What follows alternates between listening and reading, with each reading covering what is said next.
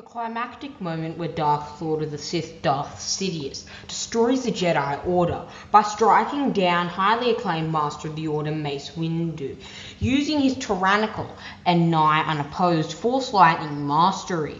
Sidious throws Mace out the window in a spur of electric voltage, blitzing with purple energy as he falls to the streets of Coruscant below.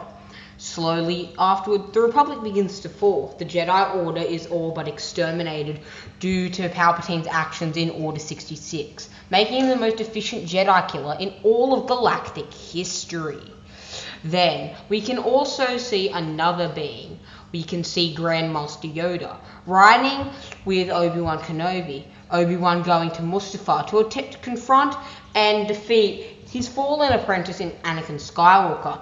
Meanwhile, Yoda goes to confront the Emperor and his unfathomable dark side power also. Now, after this duel, we obviously know that Palpatine won, succeeding in vanquishing the Grand Master, although it is largely left up to a stalemate, as due to the Force Lightning clash. Yoda redirected the lightning to diminish, making a ball of blazing blue energy that made them both fly backwards using the Force energy.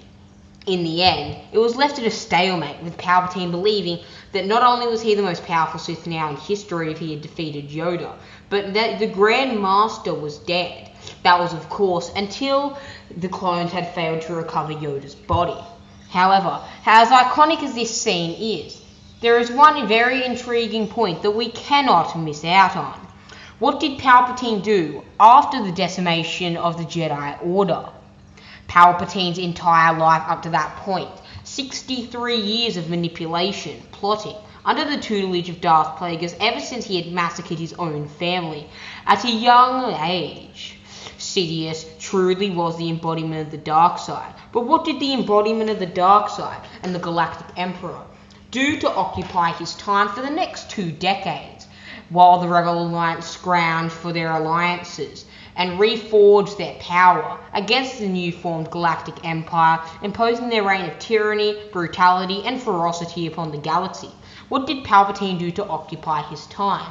And how did he spend his time as the newly acclaimed Galactic Emperor? Today, we are going to answer just that.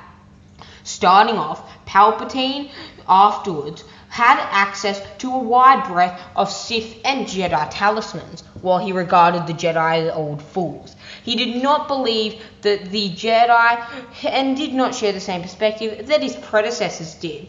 His predecessors believed that the Jedi were worthless fools who had nothing to be learned from.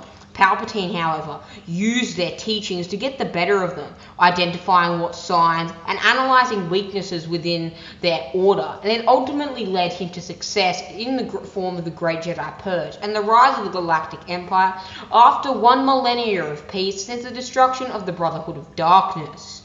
Palpatine, due to this fact, learned from many of the Jedi artifacts, including artifacts such as the Great Holocron, and ancient holocrons left behind by Jocasta Nu, the librarian of the Jedi, who Palpatine had labelled the #1 galactic threat because she knew everything and could unravel the entirety of the Empire was attempting to achieve in galactic domination and loyalty with the civilians.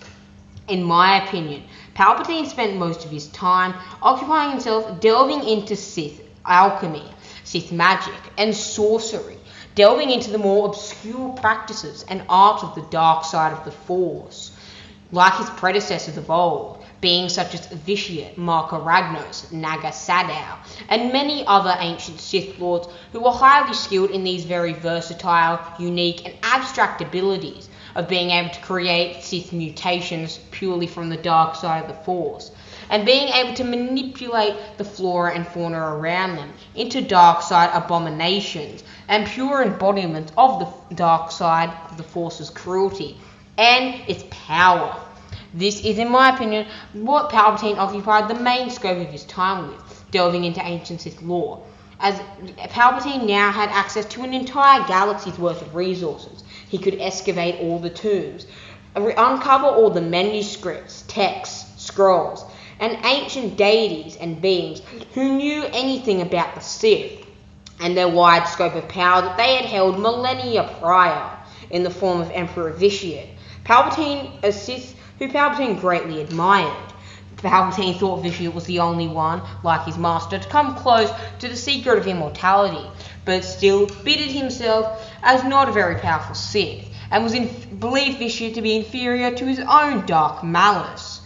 Palpatine spent the majority of his time delving into Sith lore, uncovering new traditions, ancient practices, dark side relics, and studying in the abstract and obscure ways and ideologies of the ancient Sith, mainly alchemy, sorcery, and magic.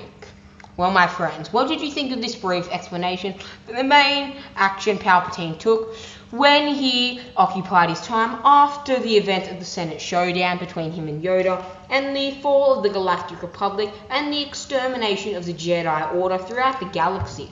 Let me know if you want any more videos on the greatest Sith Lord who had ever lived, the one who single-handedly toppled the Jedi Order through scheming and manipulation.